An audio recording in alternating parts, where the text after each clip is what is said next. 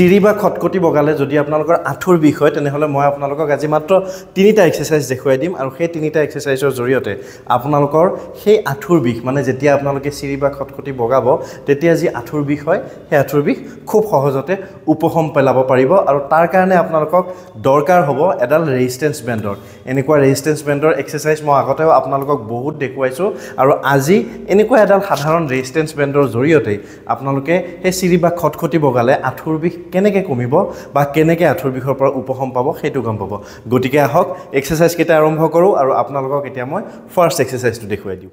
first এক্সাৰসাইজটো হৈছে terminal নি extension আৰু সেইটো এক্সাৰসাইজ কৰিবৰ কাৰণে আপোনালোকে ৰেজিষ্টেন্স বেণ্ডডাল ঘৰৰ যিকোনো এটা জাগাত সেইটো আপোনালোকৰ চকী এখনৰ খুৰাও হ'ব পাৰে বা বিছনা এখনৰ খুৰাও হ'ব পাৰে তাত এনেকৈ ল'ব ফিক্স কৰি ল'ব লৈ এইখিনিত যিকোনো এখন ভৰি সুমুৱাই দিব দি ইয়াক টানি ৰাখিব টানি ৰাখি মই যেনেকৈ আঁঠুটো আগুৱাই দিছোঁ তেনেকৈ আগুৱাই দিব আকৌ পিছুৱাই নি পূৰা ভৰিখন চিধা কৰি দিব আকৌ আগুৱাই নিব আকৌ পিছফালে লৈ গৈ ভৰিখন চিধা কৰি দিব যাতে আপোনাৰ এই যি কোৱাড্ৰিচেপছ মাসলছখিনি আছে এইখিনি ষ্ট্ৰেংথেনিং হয় আকৌ আগুৱাই নিব আকৌ পিছুৱাই নি টাইট কৰি দিব এনেকৈ এই এক্সাৰসাইজটো আপোনালোকে 10 to 15 ৰেপিটেশ্যন কৰিব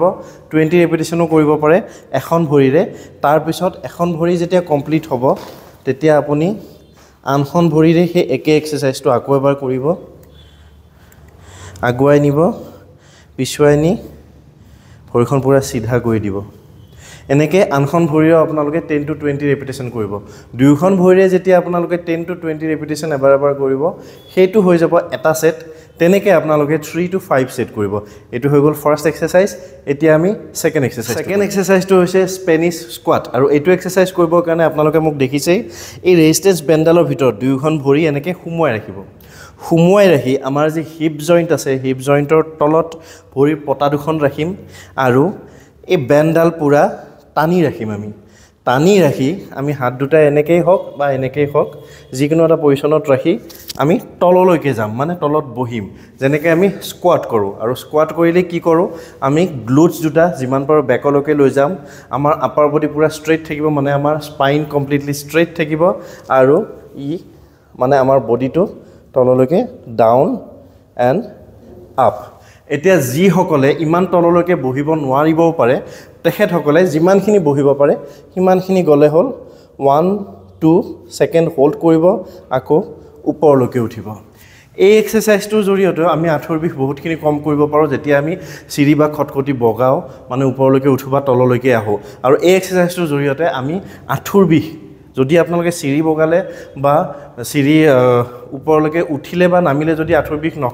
নহয় বেলেগ সময়তো যদি আপোনালোকৰ হৈ থাকে তেতিয়া হ'লেও আপোনালোকে আঁঠুৰ বিষ বহুতখিনি কম কৰিব পাৰিব কাৰণ এইটো এক্সাৰসাইজ যেতিয়া কৰিম আমি যেতিয়া ৰেজিষ্টেন্স বেণ্ডডাল ইউজ কৰিম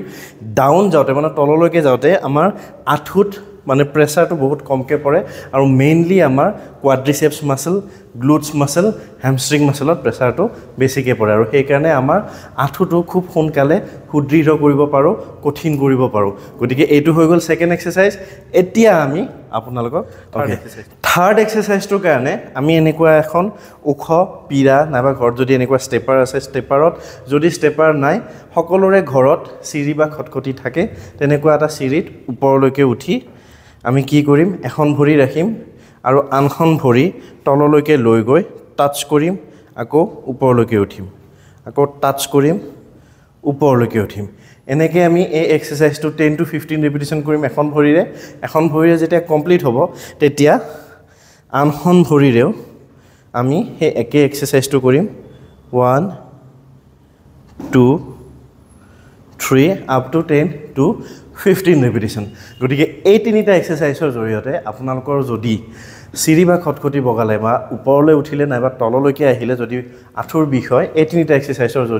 জৰিয়তে আপোনালোকে সেই আঁঠুৰ বিষ খুব সোনকালে উপশম কৰিব পাৰিব কিন্তু এটা কথা মনত ৰাখিব অকল এই এক্সাৰচাইজ কেইটা কৰিলেই নহ'ব ইয়াৰ লগতে আপোনালোকে ফাষ্ট ফুড জাংক ফুড বা বাহিৰৰ বেয়া বস্তুবোৰ খোৱা বন্ধ কৰিব লাগিব এলকহল খোৱা বন্ধ কৰিব লাগিব স্মকিং যদি কৰে স্মকিং কৰা বন্ধ কৰিব লাগিব আৰু লগতে অকমান ফাইবাৰ আৰু প্ৰটিন ইনটেক বঢ়াব লাগিব মানে প্ৰটিনযুক্ত খাদ্য আৰু আহজাতীয় খাদ্য এই দুবিধ খাদ্যৰ পৰিমাণ আপোনালোকৰ ডায়েটত বঢ়াব লাগিব দেখিব খুব সোনকালে আপোনালোকৰ আঁঠুৰ বিষ কম হৈ গৈছে গতিকে আজি ফিটনেছ ৰিলেটেড ভিডিঅ'টোত ইমানেই নতুন ফিটনেছ ৰিলেটেড ভিডিঅ'লৈ মই অতি সোনকালে